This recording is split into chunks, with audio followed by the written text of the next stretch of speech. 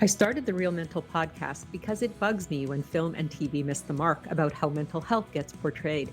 Real Mental is a podcast where a film loving psychiatrist, that's me, talks to directors, writers, actors, and critics to help people figure out their life by getting to the truth about mental health in the movies.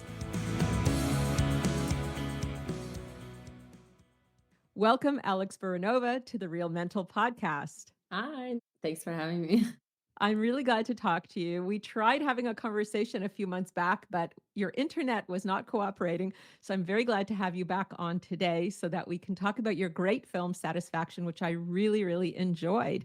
Yes, thanks so much for having me. I'm glad we got it back on the books, your Yeah. podcast, and I love what you're about. Oh, thank you. Thank you. Well, since we're talking in this podcast about the intersection of cinema and psychology, the first thing I wanted to do is ask you a little bit about yourself and why you made this film that had so much psychology in it. Yeah, well, first of all, I love psychology and I minored in psychology in college. I've Ah. always been interested in that. My mother has always talked to me. We would watch a film together. We watched a lot of movies because since I was a little girl, I said I want to make movies. And so she's like, okay, no problem. Let's get into that. So we would watch a film and we would talk about the psychology of characters behind it. So that's kind of where it started. And, after minoring in psychology, obviously, I had my own journey as an adult woman with therapy and trying to understand why we do certain things. This film, Satisfaction, it's a film it's very personal. It's based on something I went through when I was in college and something I didn't talk about for over a decade. I had I'm a theater director as well, and I was directing a theater play, and one of the actors asked me, like, "Oh, what's the backstory of this character? What is she hiding? What is she not telling us?" And I just blurred something out. And when I said it, I realized, like, oh my God, that's very personal. That's something I went through that I've never told anyone, and I should probably address it. And that was the beginning of Satisfaction. That's how I started working on that script. And the more I worked on it, I've worked with two story consultants, both psychologists, a man and a woman. One was my psychologist and my therapist, and one was a friend who's a screenwriter and psychologist. And the more I worked on the film and the story, the more I was understanding what the main character is going through. Kind of a long answer. Yeah, no, I love that. I love that. And it makes a lot of sense. I mean, your mother sounds very enlightened that she would discuss the psychology of the characters with you after watching a film. That's I've never heard of anyone doing that with their parent. Since I was 10. Since I was Wow. 10. So we would watch like a Tarkovsky film, and she would be like, "So what do you think this main character is going through when he was carrying the candle or whatever?" Yeah. Interesting mom. Yeah, yeah. She passed away, but definitely she Sorry. Sorry. that's all right. But she definitely is the reason for my love for cinema and my love for psychology. Well, so we're a perfect match, you and I. So I want to ask you the next question, which is so you have these two characters, they're in a relationship, they're in Greece, ostensibly so that the man, Philip, can do some work. And Lola, the woman, is there, and we're not sure exactly what she's doing. She seems a little bit lost and adrift and kind of angry and upset and angry at Philip. And we've got this setting, and what I found was the character of Lola was not very likable. She just kept doing things that seemed passive aggressive, and she was sort of snapping, and she was, maybe starting an affair with somebody else, and she was just being very difficult. And I was thinking about how, we look at women who are behaving badly and we are very critical toward them. We never stop to think what might be going on in their psychology, what might be happening in their heart, in their head. And I wanted you to talk about this dynamic of the characters and especially, Lola and her behavior, let's say. Yeah, thanks for pointing that out. So the film actually takes place in two parallel timelines. Present day Greece on a remote island of season. As you mentioned, Philip is writing his album, he's a composer. And 2 years prior in London, where we see Lola also is a musician. She's vibrant, she's full of life, she's happy, and they first meet at a party because she plays piano and she captures his attention and the attention of the whole room. And we see that she's a really talented musician in the past. And, people are speaking to how she's going places, and we can tell that, she's kind of a prodigy. And then present day Greece, she refuses to play piano and she's kind of adrift, like you said. This is a film that has I don't like the word plot twist, but the narrative mechanism for the film is we're seeing the difference between the past and present, and we're wondering what happened.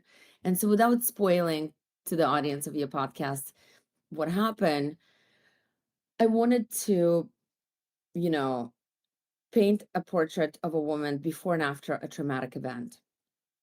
And I wanted the juxtaposition to be so stark to where you wonder, what was it? What could it be? And you go through different scenarios in your head as you're watching the film. And yeah, as you mentioned, it's something I discovered later when the film came out, that Lola's character is not likable in some points, obviously not throughout. In the past, in London, she's very likable, she's full of life, she's magnetic. But in Greece, it's like there's a faded version of herself where she's a little bit snappy and she kind of lost her. So yeah, the standards for women are much different than men. We know that. And when we see a kind of a broody, serious man on screen, we wonder what happened. Did his wife pass away? Did he experience grief?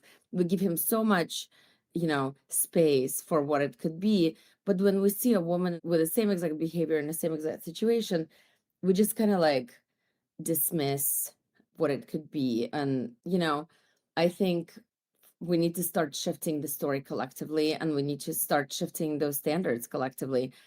And this is a story about where we find out midway through the film what it was. And for many people, that watch the film, they kind of report back the same thing, where they have this big aha moment. It's something they didn't expect. It's something they didn't see coming, something so shocking, where they turn and they give this character so much slack and they give her so much of their empathy. So yeah. Yeah, but it's really sad, I think, that until it's kind of thrown in our face, right? We are not I'm not saying you and me, I'm saying the general we are not willing to be empathetic or tolerant toward Lola, toward that character. Yes, and I was really planning on that from script stage. It is a big reversal in the story, and I wanted the audience to check their own bias.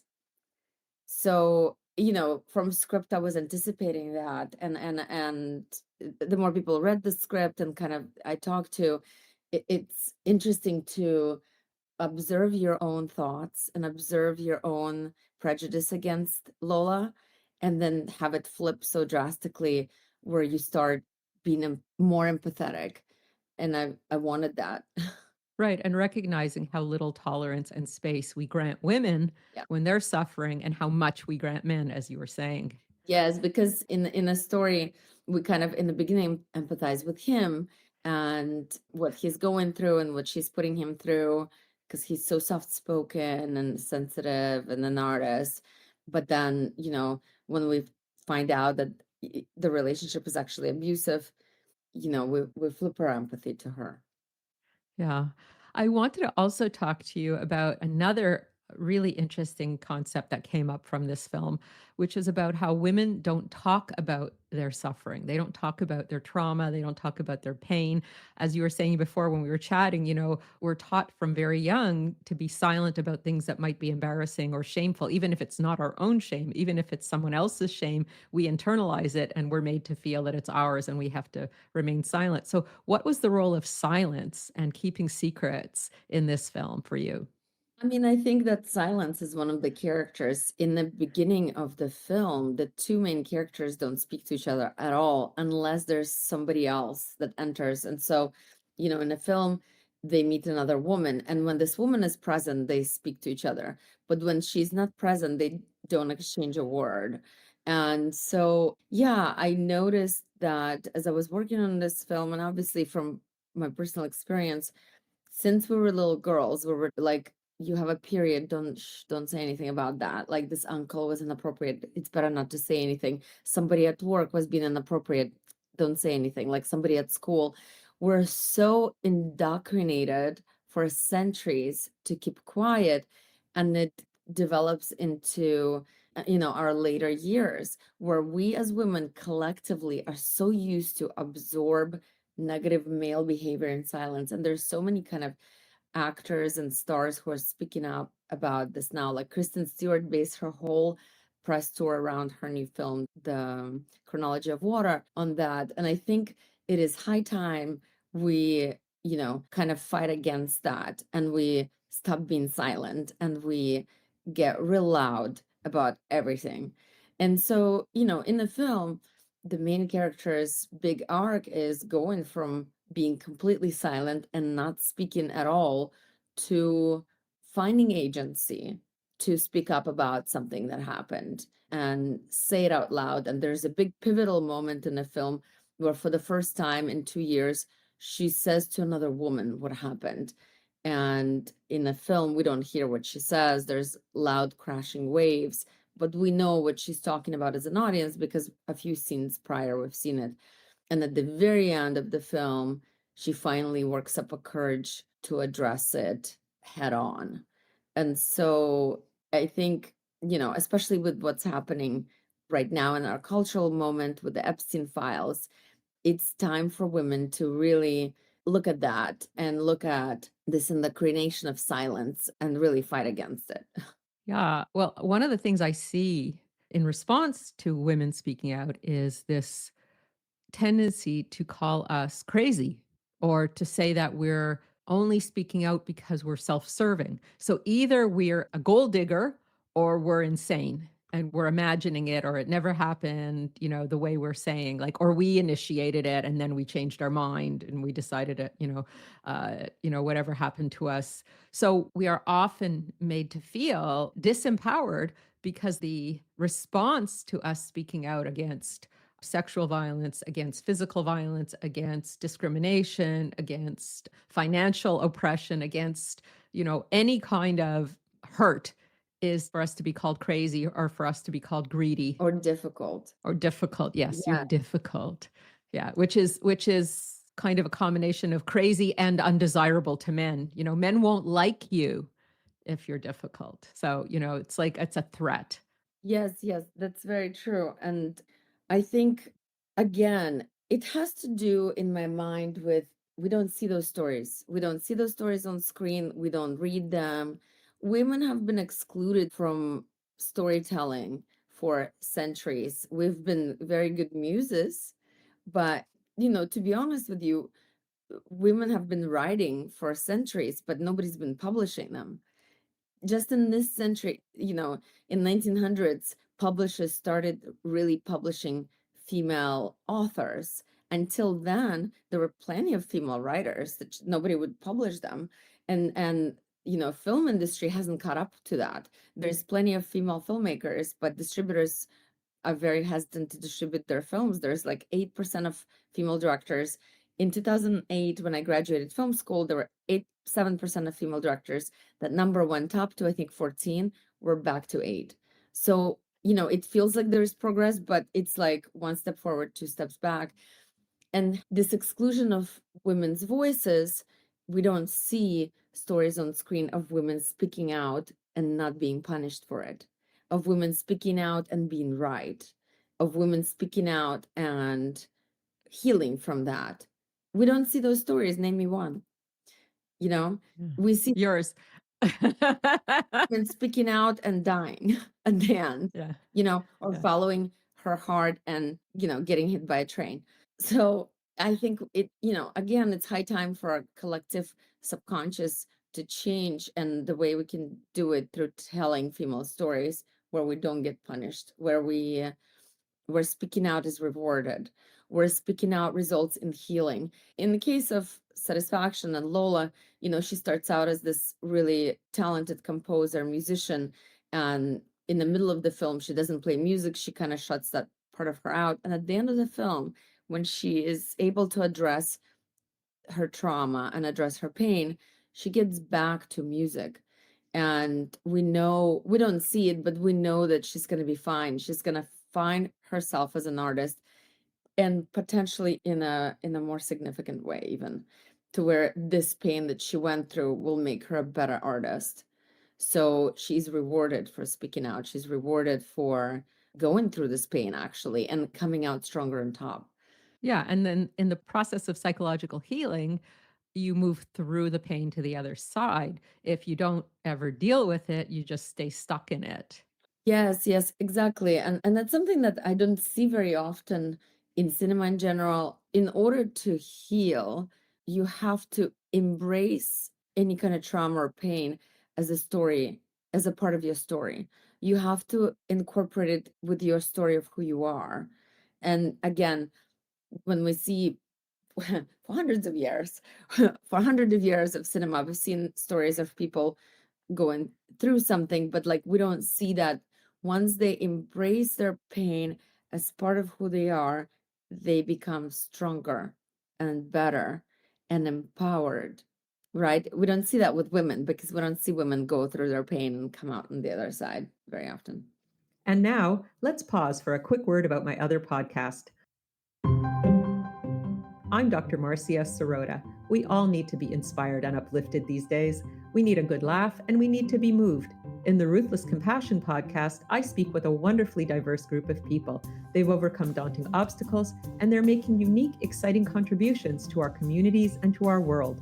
The Ruthless Compassion podcast has created more than 175 episodes over the past several years. Why not have a listen to it today?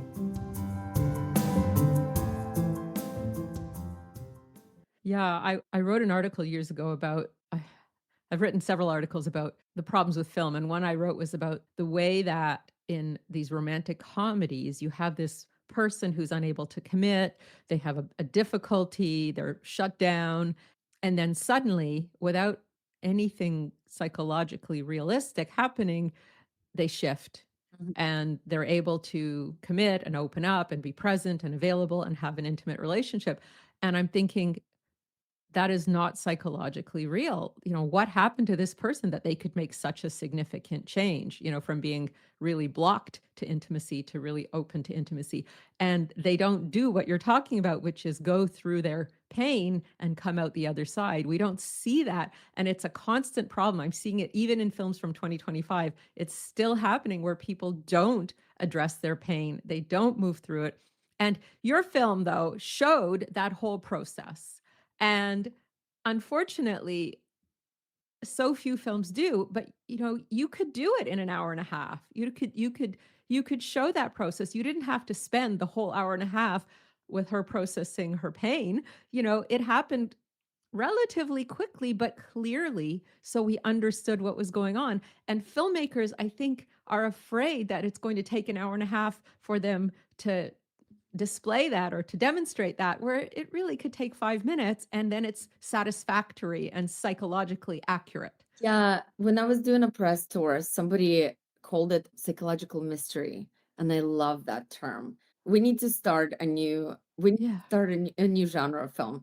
Psychological mystery is like a regular mystery, who done it, but it's what happened with this person, what happened to this character. And you know, it's a film that takes an hour and a half to tell a story of who done it. We know that something happened, we don't know what it is. We find out who did it, but we don't know what it is. But then we find out what midway through, but then that's not enough. We still see the main character struggle to address it and struggle to move through it. And that's so, that's something we're all so familiar with when we have pain, when we have trauma. The knee-jerk reaction is to sweep it under the rug, put it in the closet, throw away the key and go about your day and pretend everything's dandy. But it's there, it's affecting who you are. And as a woman, and especially as an artist, it's affecting your everyday interactions, because as an artist you have to be able to look inside yourself and pull out a piece of art and move through yourself in order to create art. But what if you can't look inside? What if what's there is so scary and so ugly that you don't want to look inside? So traumatic events, trauma really affects female artists more than, I feel like, more than anything else, because I think when women create, and I really noticed that through painting and art history, their work is very personal. Like I went through LACMA in Los Angeles had an exhibition of female artists throughout last century, and I walk into this room full of self-portraits. And my first thought is like, oh, they're so conceited. And the more time I spent in that room, the closer I looked at the portraits, they're not beautiful. They're not, perfect. They're ugly and imperfect. And all these women, they're taking out their pain. And there was Frida Kahlo with a knife and blood and like two of herself. There were other female artists that all kind of like get that ugliness out, get that pain out. And I realized that female artists are more likely to do self-portraits and are more likely to do very personal work, where I noticed male artists are more likely to come up with a different world and do something, do a sci-fi or do something that's uh, also very interesting, but it's a little bit removed from themselves or more removed from themselves. A lot of work obviously is personal, but you can't see it as clearly. It's woven in there, like really hidden. So for women artists, I think it affects them more, any kind of trauma or pain, because you really can't put yourself on page or on screen or on a canvas if you can't look inside. Absolutely. And I think that's such an astute statement because, like, when you think about these rom-coms or these films where the characters make these changes that don't make any psychological sense, I'm thinking, okay, well, the writer and or director haven't looked inside themselves, so they can't take their character on a journey that they haven't gone on. Yeah. Yeah, but and another thing is, listen, as a society, we're becoming more and more sophisticated when it comes to psychology. The more of us have therapists and reading about it, and it's not stigmatized anymore. It's like especially in the Western world, in US, it's such a like a common thing. In fact, if you don't have a therapist, people are like, what's wrong with you? Why not? What's going on there? I think the more we move in that direction, the more we'll be able to talk about complicated topics and complicated psychological mechanisms, like why somebody would stay with their abuser. Like what are the mechanics there?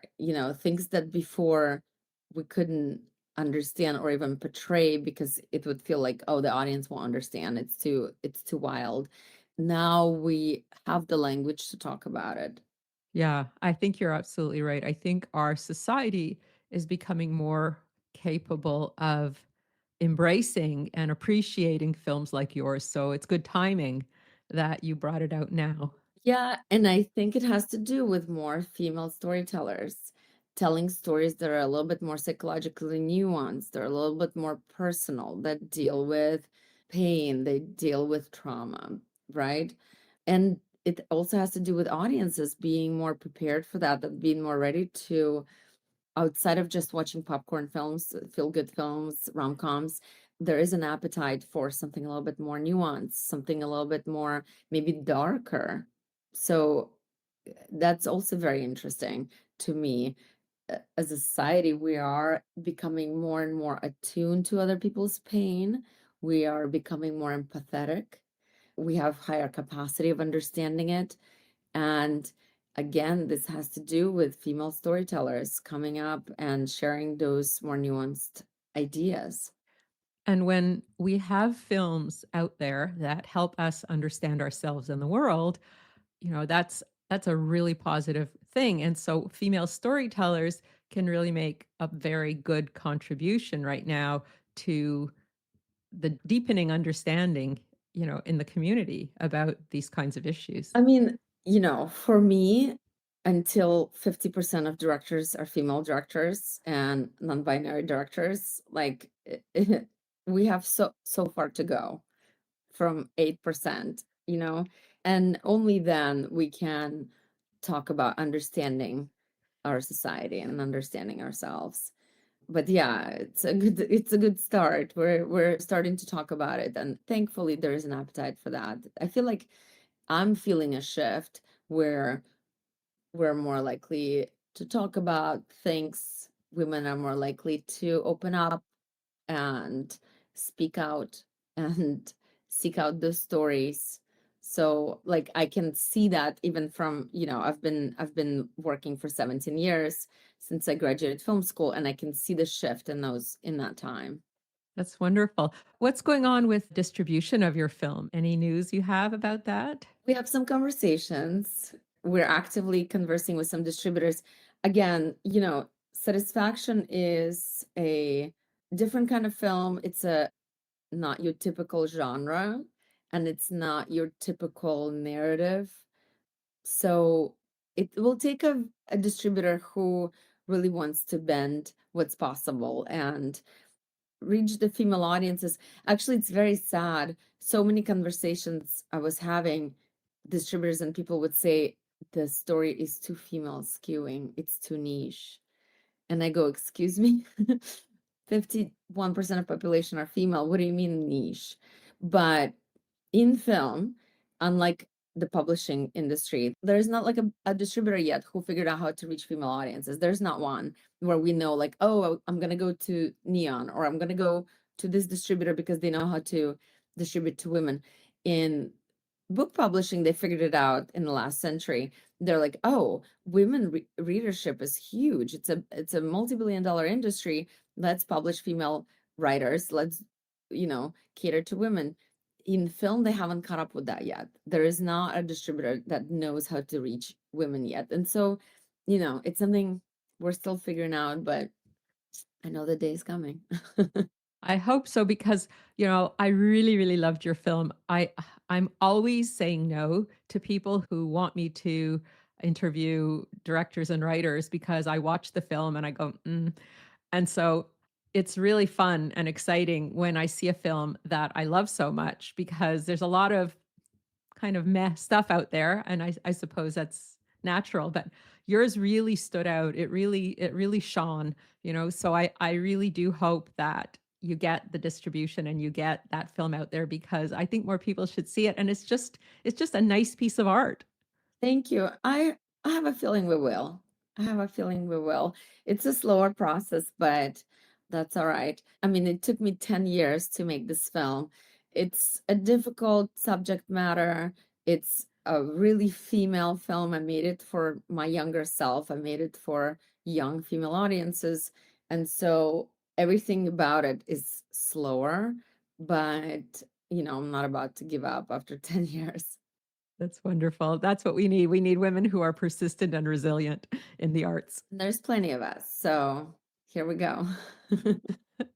Well, Alex Burunova, it's really been great talking to you about your film Satisfaction, and I'm hoping that people will be able to see it either streaming or in theaters in the very near future. Thank you. Hopefully both.